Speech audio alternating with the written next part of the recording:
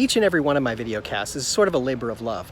I put in some thought, I kind of come up with these concepts for things that I want to talk about, and then I do some research to find out a little bit more in order to tell you the whole story. Now, sometimes I get some things right, sometimes I get them wrong, sometimes I have to correct myself a little bit along the way. So here's another chance for me to correct episodes 31 through 40 with some things I might have gotten slightly wrong.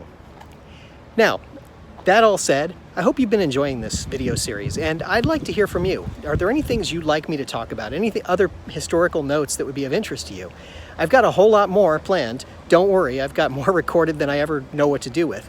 You know, these video casts are 10 minutes long, something like that, 15 minutes in some cases. And I gotta tell you, with all the research and the editing and all that other stuff, it can take me up to an hour to actually do the recording and the final edit. So hopefully I'm doing a decent job and you like it. That's what I'm really hoping for.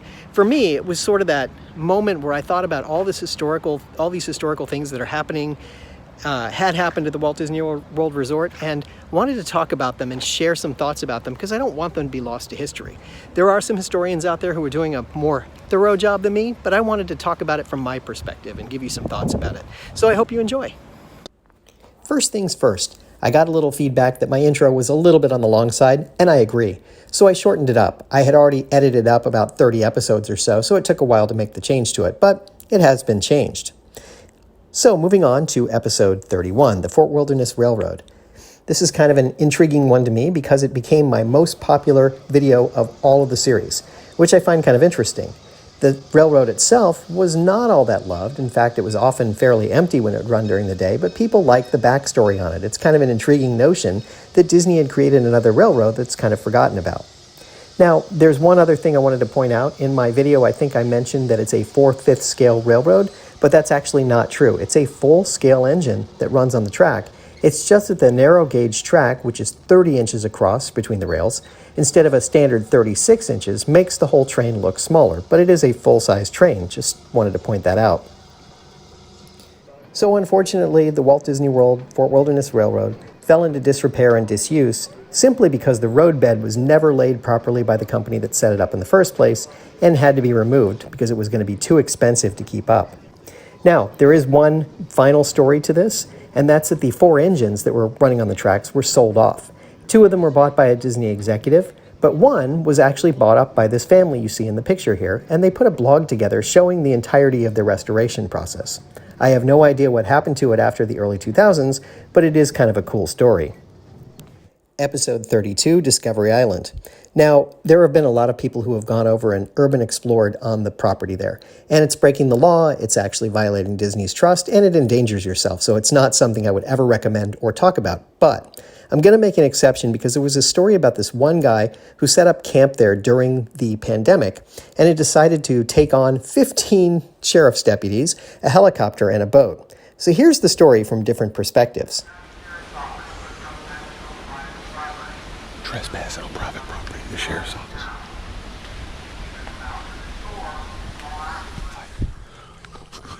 This island's got more fruit trees. This is a wild persimmon right here. If there's any of them ripe, I need some fruit. It's not ripe. Come on, man. Be one ripe. There's one right there. About to tell you anything. I came out here on this island in the rain to look for somebody that was on an abandoned island. What's really going on, Walt Disney? What's really going on? What are you protecting on this island? Looking good. There's something up they don't want people to know about. I don't know what, but I'm here to find out. The only kind of abandoned exploring I do now is ones that people don't know about, because this is what happens when people know about it. It starts to suck. It's 12:33, April 30th, 2020.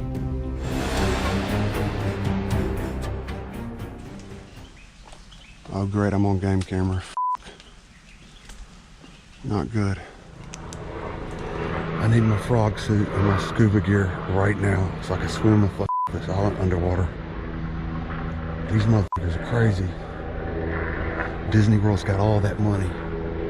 They can do whatever they want. Himself with leaves. A apparently trying to hide from the sheriff's helicopter circling overhead. Disney World ain't playing.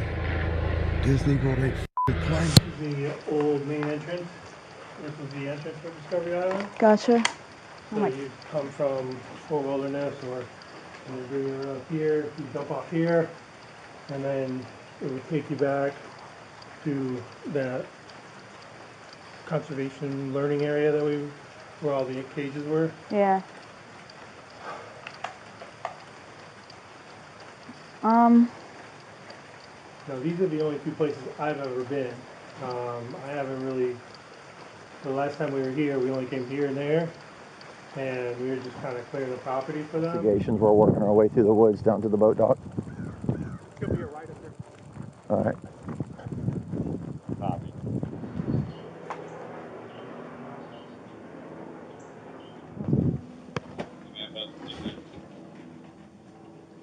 I can't clear that shit.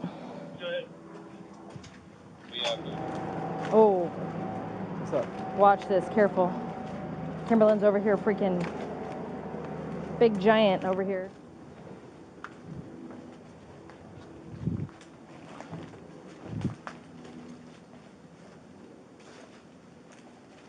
He jumped off on a boat and got in the water. I was on a boat, Very good boy, guy. Good guy.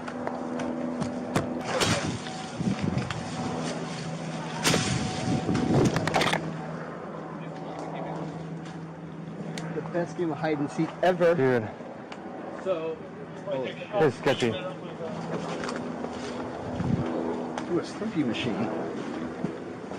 Episode 33, the Orlando Airpark. Now, Walt Disney had wanted to create an airstrip at the Walt Disney World Resort, and there was already an airstrip there called the Orlando Airpark that had existed for 20 years before Walt Disney bought the property. Now, by all accounts, he did land his plane there at least once when he was visiting the property, so there is some historical connection. Today, it's an open field behind the fire station, but you can walk back further and see some of the private property where some hangars still exist today, and people still have that private land that was once connected to the airfield.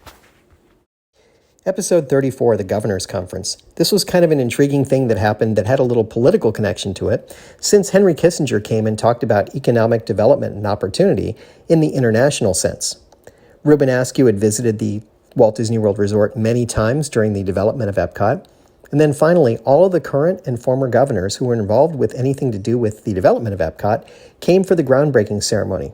That's actually kind of cool when you think about it. There's this one letter that the governor sent to Card Walker to talk about how important Disney World is to the economic growth of Florida, which I find kind of intriguing and circles around the whole political nature of Walt Disney World. Episode 35, Game Rooms. I don't have much to add to what I said about the Fiesta Food and Fun Center. It was just a great time and it was a really fun place to go. But interestingly, Dave, who runs the F77 blog and Mesa Verde Times, had pointed out that he went to Cedar Point Park in Ohio at some point and had found all of the elements that used to exist in the arcade at the Contemporary Resort had been moved there and were on display. So I guess Disney had sold them off and everything was just there, lock, stock, and, well, barrel. And it was kind of cool in a strange sort of a way. Episode 36, Shades of Green, or The Golf Resort. This was actually kind of fun to talk about and take a trip down memory lane talking about the golf resort. The golf resort was one of those central points that was kind of interesting to the Disney company. Walt had envisioned some sort of a golf-themed area there. And of course, the company was thinking about business tycoons and the fact that they like to golf. And you might as well use your warm weather site to bring people in because it would actually draw. And if you're planning on this idea for Epcot, where you'd have industry coming there, it might actually work to your advantage. Now, unfortunately, it didn't quite work out in the long term, but here's a picture of what it looked like on a typical day when there was events going on. Episode 37, Airports Part 3, about the Surprise in the Skies show. Now, the show itself was short-lived, but the music lived on for a fairly long time at the fountain behind the spaceship Earth.